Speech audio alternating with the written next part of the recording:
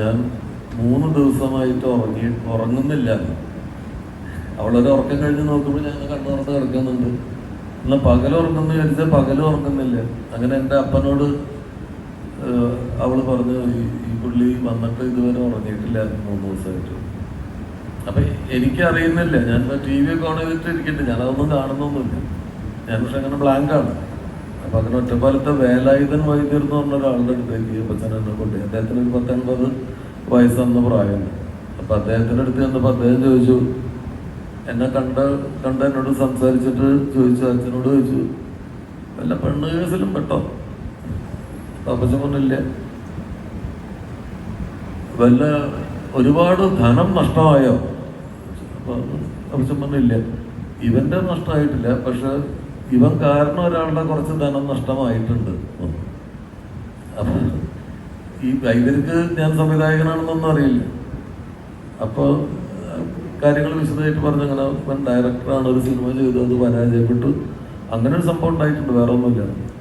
അപ്പം വൈദ്യുതി പറഞ്ഞു, ഒരു കാര്യം ചെയ്യാം, നമുക്കൊരു എണ്ണ വന്നു തല കുളിർക്ക തേച്ചിട്ട് ഉറങ്ങുന്നതിന് മുമ്പ് വീട്ടിൽ ചെന്ന പറഞ്ഞ തല കുളിർക്ക തേച്ചിട്ട് കൊടുക്കുക, കുളിപ്പിക്കുക, ധാരയായിട്ട് പച്ചവെള്ളം ഒഴിച്ചിട്ട് കുളിപ്പിക്കുക. ഒരു പൊടി തന്നിട്ട് പറഞ്ഞു പാലിൽ കലക്കിയിട്ട് കൊടുത്തോളൂ കുടിക്കാൻ.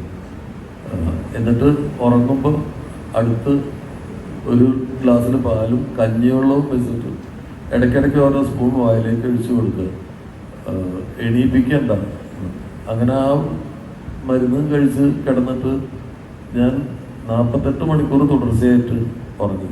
അങ്ങനെയാണ് ഞാൻ ശരിയാവുന്നത്. അപ്പം എന്തായിരുന്നു വെച്ചാൽ അത് ഡിപ്രഷനായിരുന്നു. നമുക്കത് മനസ്സിലായില്ല ഡിപ്രഷനുള്ള.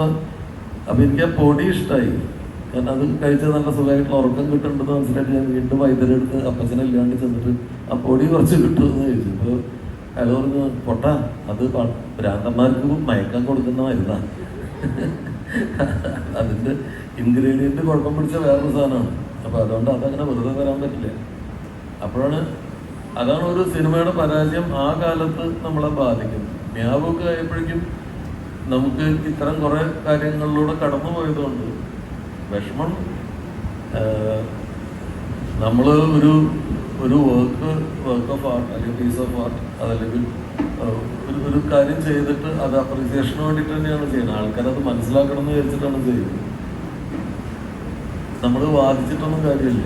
കാരണം ഇത് ഈ വെല്ലിൽ നിന്ന് വിട്ട അമ്പ് പോലെയാണ്, അല്ലെങ്കിൽ പെമ്മക്കളെ കെട്ടിച്ച് വിട്ടതുപോലെയാണ്. പിന്നെ അപ്പന് എന്നിട്ട് അല്ല അങ്ങനെയല്ല ഇങ്ങനെയാണ് വേണ്ടതെന്നൊന്നും പറയാൻ പറ്റില്ല. അവരുടെ അവകാശം വേറെ ആൾക്കാർക്ക്. ഞങ്ങൾ പറയാ ഒരു സിനിമ റിലീസ് ചെയ്യാന്ന് പറഞ്ഞു കഴിഞ്ഞാൽ മകളെ കല്യാണം കഴിച്ചു കൊടുക്കണ പോലെയാണ്. പിന്നെ അത് പ്രേക്ഷകരുടെയാണ്, അവർക്ക് എന്ത് വേണമെങ്കിലും പറയാം. വല്ലാണ്ട് ശല്യം മൂക്കുമ്പോൾ നമുക്കാണെങ്കിൽ മോളെ തിരിച്ച് വീട്ടിലേക്ക് കൊണ്ടുവരാം. സിനിമ അത് പറ്റില്ല. സിനിമ അവരുടേതായി കഴിഞ്ഞു. സംവിധായകന് പിന്നെ മൂക സാക്ഷിയായിട്ടിരിക്കാനേ പറ്റും. ആളുകൾക്ക് വേറെ വേറെ ആംഗിൾസ് ഉണ്ടാവും ഓരോ കാലത്ത്. അപ്പം ഞാൻ ആസ്വദിച്ച് ചെയ്യുന്നൊരു സിനിമയാണ്. അത് ചെയ്യുമ്പോൾ എനിക്ക് അതിൻ്റെ എല്ലാ സന്തോഷവും കിട്ടിയിട്ടുണ്ട്. ആളുകൾക്കത് കിട്ടിയില്ലെങ്കിൽ സങ്കടമാണ്.